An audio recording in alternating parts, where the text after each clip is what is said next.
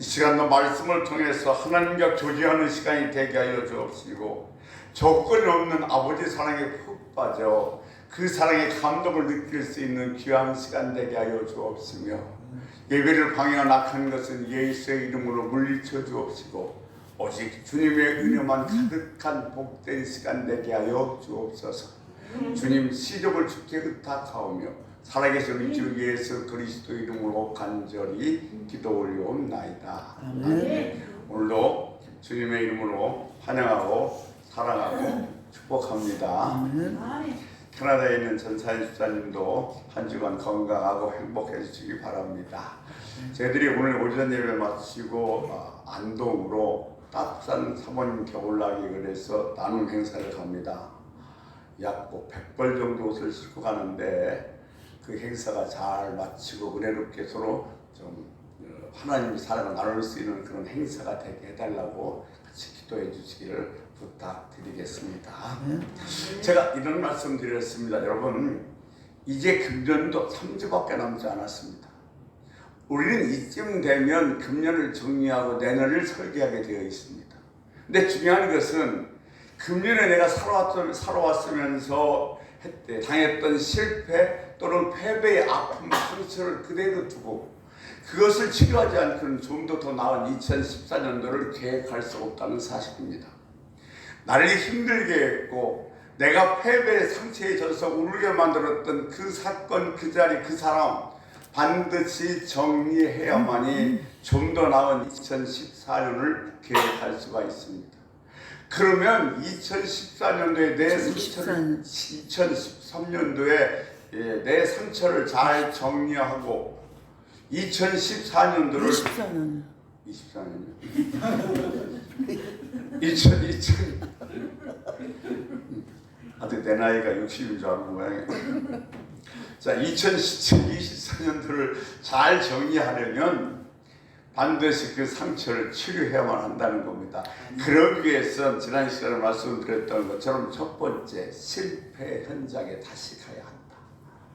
사실 우리는 내가 실패했던 그 아픔, 내가 패배했던 그 상처는 생각조차도 하기 싫습니다. 나를 정말로 가슴 아프게 만들었던 사람은 쳐다보기도 싫습니다. 그런데 하나님은 우리에게 뭐라고 말씀하시냐면 네가 실패했던 그 자리에 다시 가라는 겁니다. 다시 가는데 똑같은 동기가 아니라 전에는 내 능력과 내 힘으로 갔지만 이제는 내 힘과 내 능력으로 가서 거기서 다시 영적 소산물을 얻어. 여기서 얻는 영적 소산물은 어떤 것이냐면 예수 그리스도는 어떤 분이신가?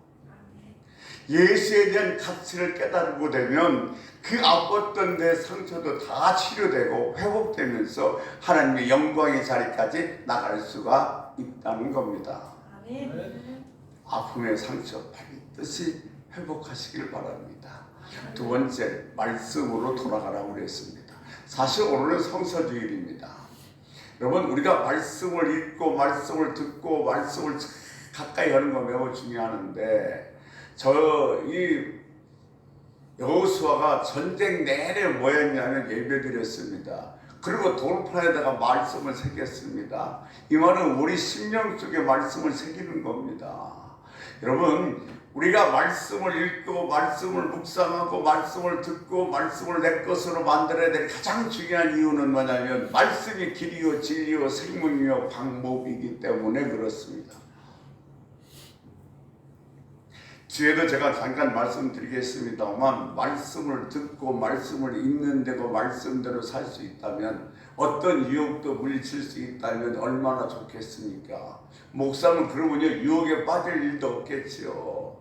그러나 말씀을 듣고 말씀을 읽는다고 해서 그 말씀이 다 내 힘이 되는 것은 아닙니다. 우리 밥 먹읍시다 그랬는데 생쌀이에요. 그 생쌀을 밥으로 만들기 위해서는 뭐예요? 불을 떼야 됩니다. 기도 있어야 돼요. 성경을 보십시오. 말씀을 적용할 땐 반드시 그 앞에 뭐가 있었냐면 기도가 있었습니다. 이게 말씀을 읽고 말씀을 듣고 기도로 불을 떼야 그 말씀이 내 밥이 돼서 나의 정말요 힘이 돼서 내가 어떤 유혹도 이길 수 있게 되어지는 겁니다. 여러분 기억하십시다. 말씀으로 돌아갑시다. 아멘. 말씀이 길이요, 말씀이 방법이요, 말씀이 능력이요, 말씀이 생명입니다. 정말 내가 힘들고 내가 답답하고 내가 패배해서 앞에 젖어 있을 때 내가 붙들어야 될 만한 그 말씀 한 구절은 반드시 여러분 가슴 속에 새겨져 있어야 되기를 주의 이름으로 소원합니다. 아멘. 네. 세 번째는 내 몸을 다 하라는 겁니다.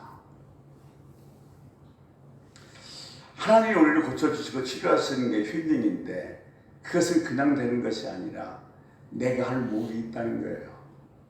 하나님이 다 하십니다. 아멘. 그런데 하나님은 다 하시지만 뭐라고 말씀하시냐면 내 목이 있다는 거예요. 내가 할 일이 있다는 겁니다. 그 목 다 하래요. 하나님은요 말씀을 통해서 방향을 제시합니다. 방향은 언제나 똑같습니다. 그런데 그 방향에 따라서 하나님이 우리들에게 들려주시는 전술은 다 다릅니다. 그래서 말씀의 방향에 따라서 그때마다 하나님이 우리에게 주는 전술을 들으려면 귀 기울여서 하나님 앞에 기도해야만 할 것입니다. 오늘 여호수아 8장 1절의 말씀 보면 군사를 다 거느리고 아이로 올라가라고 그랬습니다. 하나님께서는 2-3천 명이 아니라 다 데리고 올라가라고 그랬습니다.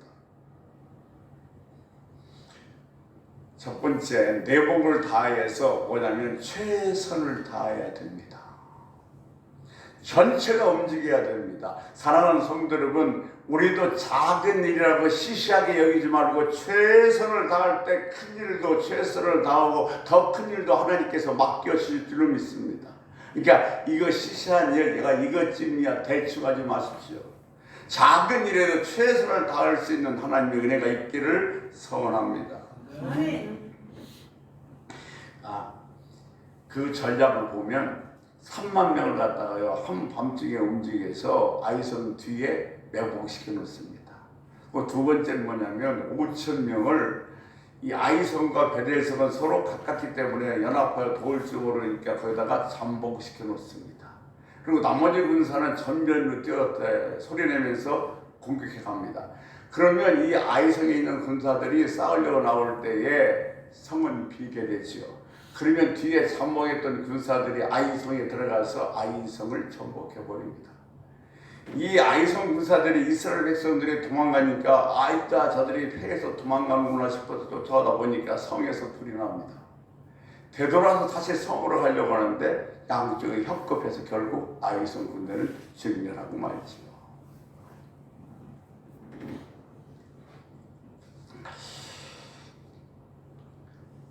여리고성 전쟁은 누가 하셨습니까? 하나님이 하셨어요. 초자연 현상으로 여리고를 무너뜨렸습니다. 근데 여리고를 제외하고 모든 전투에는 다 이스라엘 백성들로 하여금 싸우게 만드셨습니다. 그래서 여호수아 8장 4절을 보면 뭐라고 얘기하고 있냐면 스스로 준비하라고 그랬습니다. 여리고성 전투 때는 그런 말이 없었습니다. 근데 지금 아이성 전투에서는 스스로 준비하라는 거예요. 이 말은 무슨 말씀이냐면 내 목을 다 하라는 겁니다. 여러분 이것은 정말 성경의 하나님 나라의 참 중요한 중심인데 누가복음 10장 4절 말씀에 보면 하나님께서 70인을 보내면서 뭐라고 말씀하시면 너희는 전대도 가져가지 말고 옷도 두 벌 신발도 필요 없고 같이 가 길 가다가 모르는 사람에게 문안도 하지 말라고 합니다. 그렇게 해서 보냈습니다. 그들이 갔다 왔습니다. 갔다 오니까 예수님께서 그들에게 묻습니다. 너희들은 아무것도 가지고 가지 않았는데 부족한 것이 있더냐? 없습니다. 내가 다 와가졌고 내가 다 공급하고 내가 필요할 때보다 다 너희를 위해서 일했어. 그런데 다시 22절 누가복음 22절 36절 말씀 보면 이르시되 전대를 없는 자는 전대를 가져가고 옷 없는 자는 옷을 가져가고 또 검이 없으면 겉옷을 팔아서 검을 사라고 말씀하십니다. 내가 너희 모든 걸 다 책임져. 내가 할 거야. 내가 주도하고 내가 책임지지 마. 너희들이 그런 걸 경험했지. 내가 공급하고 내가 책임지는 걸 경험했지. 그 믿음이 있다면 지금부터는 준비하래요. 내 목을 다 하래요. 옷도 준비하고 검도 준비하래요. 예비해서 이제는 전쟁을 같이 하자는 겁니다. 하나님은 저와 여러분을 도우신 줄을 믿습니다. 모든 걸 다 공급하고 막아주고 함께 하십니다. 그런데 뭐라고 말씀하시냐면 나랑 같이 하자고 하십니다. 나는 가만히 있는데 하나님께서 알아서 다 해주는 것이 아니라 그래 내가 너를 도우고 내가 너를 와가지고 내가 너에게 힘주는 걸 경험했지. 그러면 이제는 나와 같이 일하자. 함께 하자는 것이 하나님의 말씀인 것입니다. 아멘. 하나님께서 출애굽할 때에 10가지 재앙은 하나님이 다 내리셨습니다. 그리고 홍해도 하나님이 가르쳤습니다. 그런데 건너와서 아말렉과 전쟁은 하나님께서 뭐라 그래요? 너희들이 알아서 전쟁을 치우라고 합니다. 모세가 손을 흔들리면 이스라엘 백성들이 이기고 손을 내리면 이스라엘 백성이 이기고. 그러니까 홍해처럼 싹 쓸어버리고 이스라엘 10가지 재앙을 내릴 때 하나님이 다 하신 것이 아니라 이제는 전쟁하는데 나와 같이 하자는 겁니다. 하나님이 다 책임져 주셔요. 아멘. 아멘. 그런데 거기에 내 목이 있다는 겁니다. 여러분 그 목을 감당할 수 있는 여러분 되시길 축원합니다. 아멘. 그러니까 우리 2014년도를 잘 설계하기 위해서는 2024년도를 잘 설계하기 위해서는 상처의 현장으로 돌아가서 영적인 소산물 예수 그리스도의 가치를 알고 말씀으로 돌아가서 말씀으로 힘을 얻고 말씀으로 길을 삼고 내 목을 다 준비합시다. 아멘. 그러니까 하나님은 우리가 지금도 뭐야? 같이 하자고 해요. 그런데 우리는 늘 뭐라고 얘기하냐면 저 혼자 할게. 나 혼자 할 힘이 있어요. 나 되거든요. 아니요. 하나님 우리와 함께 하시기를 원합니다.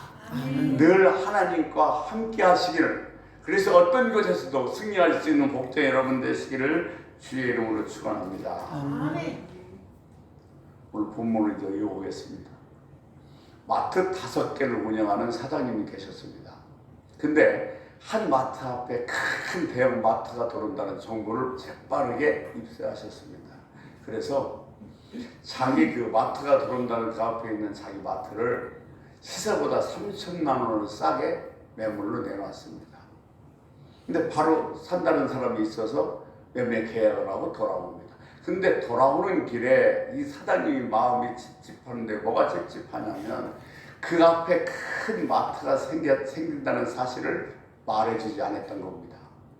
그래서 집에 들어와서 다시 전화합니다. 내가 깜빡 잊었는데 지금 내가 팔려고 하는 마트 앞엔 큰 대형 마트가 들어올 예정이라고 합니다. 내가 그 말을 미치해드리지 못했군요. 그것 때문에 계약을 파기한다면 계약 파기를 해드리겠습니다. 그랬어요. 그랬더니 계약했던 사람이 그 소리를 듣고 계약을 파기하자고 해서 다시 계약권을 돌려주고 계약을 파기했습니다. 그래서 이 사장님이 생각하더니 안 되겠다 싶어서 평상시와 똑같은 가격으로 매물을 내놓고 산다는 사람이 나오면 좀 바꿔줘야 되겠다 이렇게 말했습니다. 근데 얼마 있지 않아서 산다는 사람이 나왔습니다. 그래서 그 사람이 얘기했습니다. 이 앞에 큰 대형 마트가 들어오는데 괜찮겠습니까? 라고 물었더니 그 산다는 사람이 매수한다는 사람이 뭐라고 얘기하냐면 이렇게 얘기합니다. 나는 노하우가 있어서 괜찮습니다. 예, 그래요. 그래서 1,000만 원을 깎아드리겠습니다 하고 1,000만 원을 깎아줬어요. 그러고 나서 또 이 매장 안에 있는 에어컨이 좀 시원하지 않으니까 내가 500만 원을 더 깎아드릴 테니까 에어컨을 새 것으로 들어놓으세요. 근데 이 그 마트를 사겠다는 사람이 곰곰이 생각하니까 자기 스스로 알아서 깎아줘요. 이거 무슨 매장에 문제 있는 거 아니야? 그러고 잠시 거래를 중지하고 뒷조사를 했습니다. 근데 전혀 문제가 없어요. 그래서 1,500원을 싸게 매매 거래를 했습니다. 이 사장님은 나이 드신 분입니다. 늦게 신앙생활했지만 말씀대로 살려고 참 노력하시는 분이에요. 그래서 돌아오면서 마음이 뿌듯했습니다. 내가 말씀대로 살게 하니까 하나님이 돈 1,500만 원을 벌게 해주시는구나. 3천만 원 깎아줄래 했더니 1,500만 원만 깎아줘도 됐으니까. 그러면서 며칠 있다가 옷가에 가서 티사스 10장을 샀습니다. 10장가고 집으로 오고 딱 티사스 든 백을 들고 나오는데 왠지 좀 무거운 것 같아요. 나와서 쇼핑몰 벤치에 앉아서 그 쇼핑백을 딱 열어봤더니 티사스 10장이 아니라 20장이 들었습니다. 근데 이 사장님은 그 자리에 앉아서 30분을 갈등합니다. 이거 10장 돌려줄까 말까? 30분을 거기 앉아서 갈등한 거예요. 결국 이 사장님은 다시 이제 그 매장에 가서 10장이 더 왔습니다 하고 돌려주니까 거기 있는 저분이 내가 알바생인데 이 가격을 받지 못했으면 오늘 뭐에 다 일당을 날렸다는 겁니다. 여러분 1,500 3천만 원 아니 뭐 그 손해 보려고 마음 먹었어요. 그런데 지금 벤치에 앉아서 얼마 때문에 5만 원 때문에 30분을 갈등하고 있는 거예요. 우리들이 신앙생활하면서 언제나 유혹에 믿기는 있습니다. 그런데 우리가 신앙생활에서 걸려 넘어지는 게 엄청난 큰 돌덩어리가 아니라 조그마한 돌멩이에 걸려서 넘어진다는 겁니다. 우리가 큰 미끼에 걸려서 망한 사람은 그렇게 많지 않습니다. 근데 이 조그마한 미끼, 별거 아닌 미끼에 걸려서 정말 인생을 망가뜨리는 사람들이 너무도 많이 있다는 사실인 겁니다. 3천만 원이 아니라 500만 원에 갈등하고 그것이 유혹이 되고 미끼가 되는 게 오늘날 우리들의 현실이에요. 어떤 사건이든지 두 가지 길이 있습니다. 소위 우리는 그것을 갈림길이라고 얘기하죠. 사단으로부터 미끼가 던져지면 내가 걸어갈 길이 죄악의 발자국으로 남길 것인가? 똑같은 사건에도 유혹을 이겨내고 진리의 길로 걸어갈 것인가? 이 두 가지 갈림길에 우리는 늘 서 있다는 겁니다. 지금 오늘 이 나이 드신 사장님은, 나이 든 집사님은 죄악의 유혹을 받아서 죄악의 길을 가는 것이 아니라 그 유혹에서 다시 모여 죄악의 길을 물리치고 진리의 길을 걷는 연습을 하게 되어지는 것입니다. 오늘 본문이 바로 그 얘기예요. 지금 기브온이 여호수아와 이스라엘 백성들에게 떡을 가져오고 지금 했던 그런 얘기는 바로 이 얘기예요. 우리가 신앙생활할 때 그 미끼가 있는데 그 미끼를 내가 물어버리면 죄의 길을 갈 수밖에 없고 그 미끼를 내가 이겨내면 이제 진리의 길을 가는 연습을 하게 되어진다는 겁니다. 그러니까 여러분 언제나 내가 무엇이 주어질 때에 어떤 선택이 주어질 때에 무엇을 결정할 때에 이것은 미끼가 아닌가를 한번 곰곰이 생각해 봐야 될 것입니다. 자, 사단이 우리를 유혹할 때는 반드시 미끼를 던집니다. 탐스럽게도 보이고 먹음직스럽게도 보이고 매력적으로 보이기도 합니다. 여러분, 낚시꾼이 개쓰레기를 낚시의 바늘에 끼워서 바다에다 던진 것은 물고기가 아름다워서 그거 먹고 무럭무럭 잘 자라라고 던집니까? 그거 개쓰레기 던져서 그거 보고서 이 낚시 물어서 물고기 잡으려고 집어 던지는 거예요. 마찬가지예요, 여러분. 사단이 우리들에게 미끼를 던졌을 때는 우리가 잘 먹고 잘 살고 건강하라고 던진 것이 아니라 그 미끼를 물게 하여서 우리로 하여금 넘어뜨리기 위해서 우리들에게 그 미끼를 던진다는 사실인 것입니다. 마귀는 항상 그렇게 합니다. 여러분, 하나님께서는 진리는 투박하지만 그 진리의 길을 선택해서 갈 때 반드시 우리에게 승리의 결과를 책임져 주십니다. 네. 본문은 유혹을 보낼 때에 대해서 언급하고 있습니다. 유혹을 보낼 때 어떻게 유혹을 보내는가를 언급하고 있는데 오늘 본문을 통해서 어떤 과정을 통해서 유혹을 보내고 그 유혹의 결과는 유혹의 미끼를 물은 결과는 어떤 결과를 가져오는지를 본문을 통해서 잠시 살펴보도록 하겠습니다. 여러분, 오늘 우리가 뭐 성서이기도 하지만 우리들이 신앙생활하면서 정말 중요한 것은 이 유혹을 이기는 연습을 하자. 마귀의 미끼를 물지 않는 훈련을 하자. 그런 제목, 그런 그 의미에서 오늘 말씀을 같이 나누려고 합니다. 첫째, 유혹은 욕심에서 시작됩니다. 뻔한 말 같지만 야고보서 1장 14절 말씀에 보면 오직 사람이 시험 받는 것은 자기 욕심에 끌려 미혹받나니 그랬습니다. 욕심에 끌려 미혹됐다. 자기 욕심 때문에 사단에 넘어졌고 자기 욕심 때문에 죄에 빠지게 되었다는 겁니다. 욕심은 함부로 얘기하면 바랄 마음을 심사합니다. 이게 마음속에 뭔가 바라는 것이 있다는 거죠. 근데 내 마음속에 뭔가 바라는 것이 있는데 내가 뭘 바라고 있는가 그걸 누가 안다는 거예요? 사단이 안다는 겁니다. 그래서 내 마음속에 뭘 원하는 걸 알고 있기 때문에 우리들에게 그 방향에 대해서 뭘 던지는 거예요? 미끼를 던지는 거예요. 내 마음속에는 그것을 바라는 마음이 있어요. 그 마음을 아는 사단은 우리들에게 뭐요? 그 마음의 길을 향해서 딱 갈 수 있도록 미끼를 던져버리는 겁니다.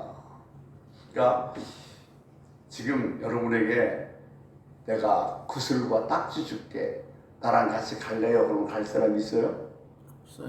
없어요. 이 딱지나 구슬은 누가 좋아하냐면 어린아이들이나 좋아합니다. 그러니까 어린아이들은 그 마음속에 구슬과 딱지에 대한 어떤 그 욕심 길이 나 있지만은 우리는 딱지와 구슬에 대한 욕심이 전혀 없습니다. 그러니까 그걸로 유혹해봤자 우리는 절대로 넘어가지 않아요. 그러니까 지금 유혹의 미끼를 보면 사단이 누굴 유혹하고 있는가가 눈에 보이는 거예요. 어느 집사님이요. 아내가 운전 시험을 보러 가려고 남편에게 아이를 맡겼습니다. 근데 아이가 자꾸 겨워서 남편에게 오면 남편은 그 아이를 안아줘야 돼요. 근데 사내 아이이기 때문에 조금만 오래 안고 있으면 팔이 아파요. 그래서 좀 내려놓으면 또 막 겨워서 안아달라고 칭얼거려요. 근데 이 아이는 뭐냐면 우유를 너무너무 좋아해요. 우유 한 병을 주면 한꺼번에 다 바로 먹고 우유병을 집어던질 때 그냥 잠이 드는 거예요. 저 멀찌감치에다가 이 아버지가 우유 한 병 딱 담고 그래 5만 원짜리 하나로 딱 놔뒀어요. 그러면 이 어린아이가 막 기어가서 뭘 잡겠습니까? 우유병 잡아요. 왜냐하면 그 마음은 지금 뭐가 있는 거예요. 그 마음속엔 이 우유에 대해서 먹고 싶은 길이 나 있기 때문에 돈 5만 원이면 우유 10병도 다 살 수 있는데 그건 관심이 없는 겁니다.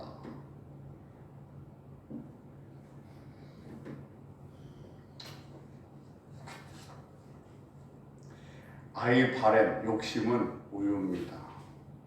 그러니까 아버지는 아들을 유혹할 때에 이 아들의 마음이 어디를 향했는지를 잘 알고 있어요.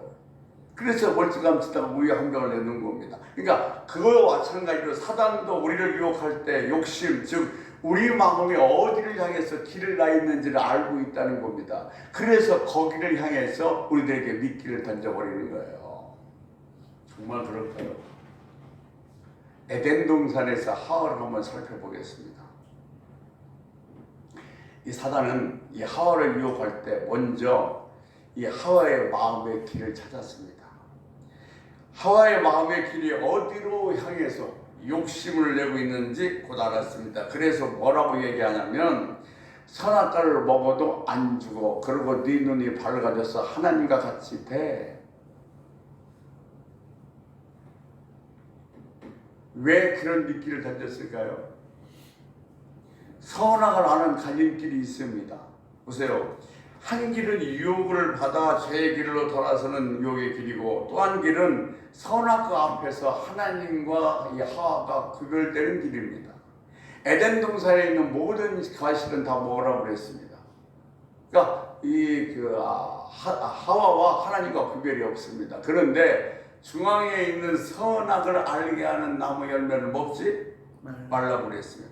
그 선악과 앞에서는 창조주를 기억하고 그분을 예배할 것인가의 갈림길입니다. 그런데 거기서 하와가 뭘 덥석 물었는가 하면 미끼를 물었습니다. 즉 사단이 하와의 마음 속에 있는, 즉 마음 안에 있는 마음의 방향이 있었습니다.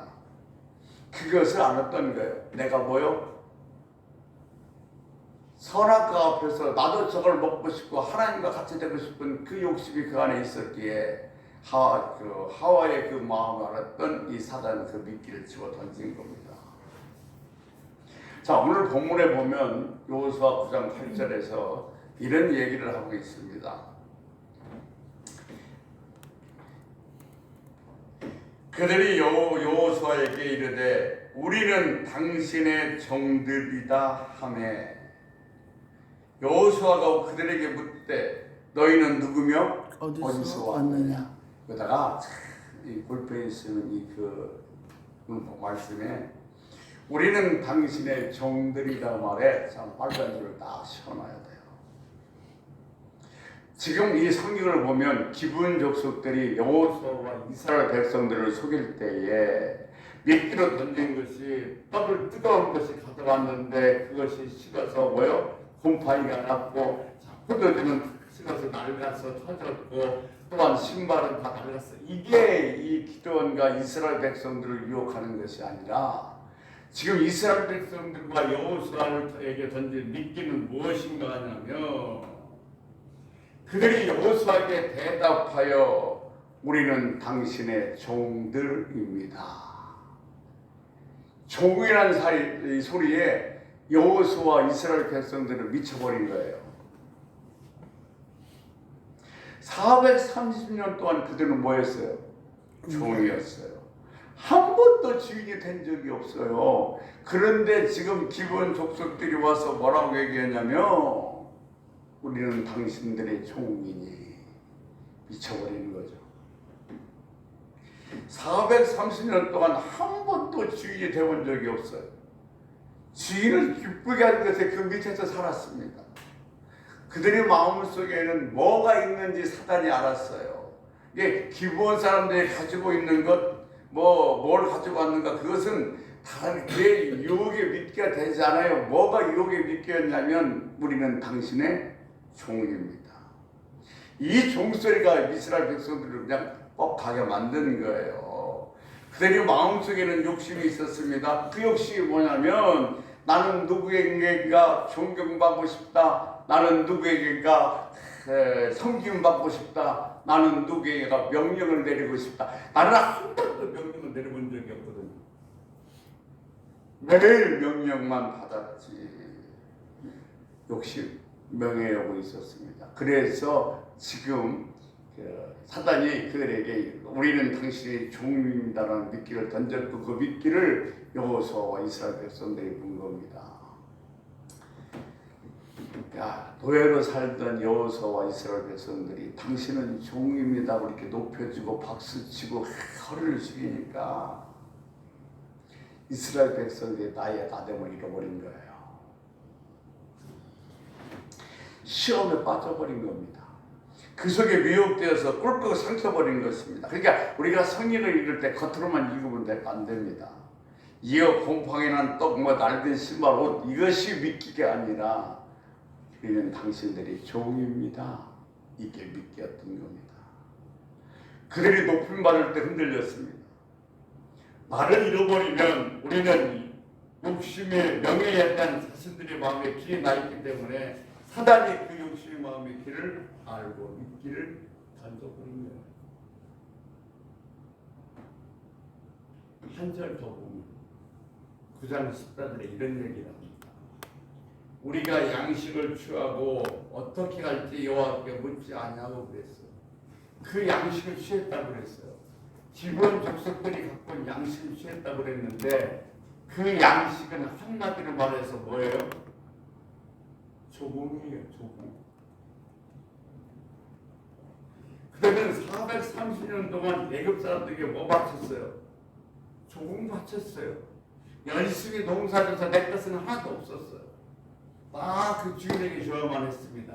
그런데 지금 기브온 족속들이 뭘 갖고요? 이것은 당신에게 드릴 조공입니다 라고 쌀을 갖고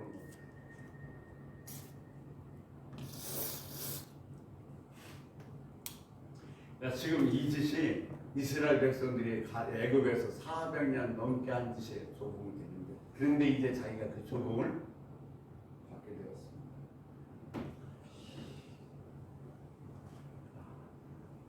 그들이 와서 이 조공까지 바치면서 오래되는 당신의 종입니다 그러니까 한마디로 미쳐버린 거야. 이스라엘 백성 이거보다 생각할 필요도 없어요. 하나님과 묻지도 않고 조각을 내버린 거죠. 이 조말에 쌍놈이 80%고 양반이 20%였어요. 근데 나중에 어떻게 변했냐면 양반이 80% 보자고 쌍놈이 20%를 변합니다. 왜 그런가냐면 그 이조말에 이 쌍놈들이 뭐요? 돈 주고 양반을 산 거예요.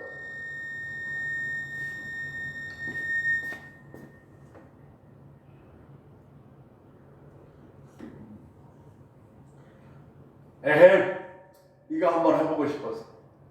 여봐라, 입 닥쳐라. 이 한마디 하고 싶어서 돈 주고 양반을 산 겁니다. 근데 보세요. 아무리 돈을 주고 양반을 샀어도 소위 쌍놈 컴플렉스가 있습니다. 이 쌍놈 컴플렉스는 뭐냐면 심부름을 싫어해요.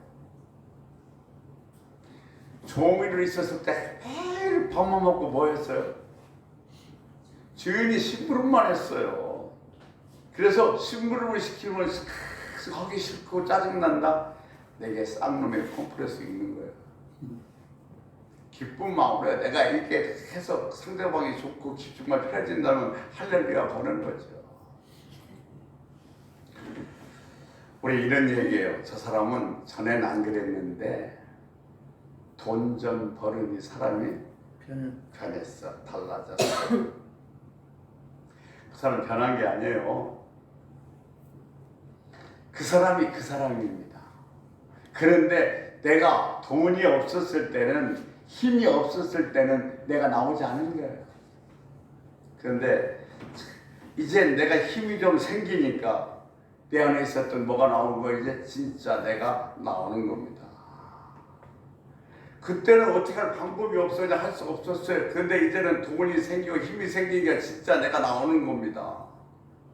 사람이 변한 거 아니에요. 원래 모습이 나오는 거예요. 이스라엘 백성들 가난했기 때문에, 없었기 때문에 가난의 과거에 드러나지 않았지만 지금은 뭐요? 힘을 갖게 됐습니다. 그러므로 명예가 들어오고 박수가 들어오고 화로가 들어오니까 물욕의 힘이 나와 있는 겁니다. 이게 미키가 바로 여호수아와 이스라엘 백성들의 뭐요? 욕심인 겁니다. 그래서 유혹의 시험의 본질은 뭐냐면 욕심입니다. 그 욕심의 미끼로 사단을 던지고 그것을 누가? 이스라엘 백성들이, 아니 내가 답성 물은 거예요. 여러분, 누가 내게 괜찮은 게 주어지고 누가 뭐가 내 좋은 걸 준다 그러고 야 이거 한다 그러면 한번 여러분 생각해 봐야 돼요. 이게 미끼였는데 내가 덜썩 물어버리면요, 나는 그다음부터 힘쓸 수가 없어요. 지금 나에게 던져진 이것이 유혹의 미끼인가 아니면 하나님이 내게 주시는 정말로 축복인가는 구별할 수 있어야 돼요. 그걸 잘못 구별하고 미끼를 덥석 물어보는 순간 우리 인생은 그냥 힘없이 무너지게 돼 있어요. 보세요. 유혹에는 어떤 힘이 있는지요.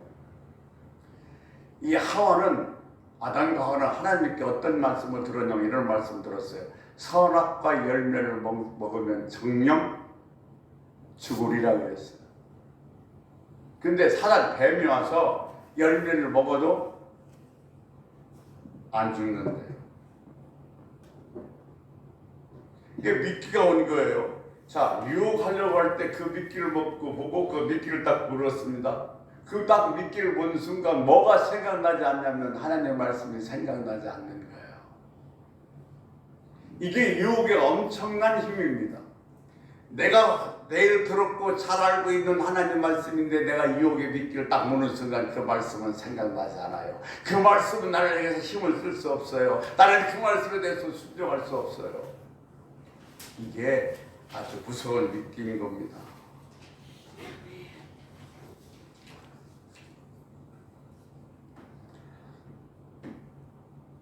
왜냐하면 이 유혹이 우리를 강력하게 끌고 가기 때문에 그렇습니다.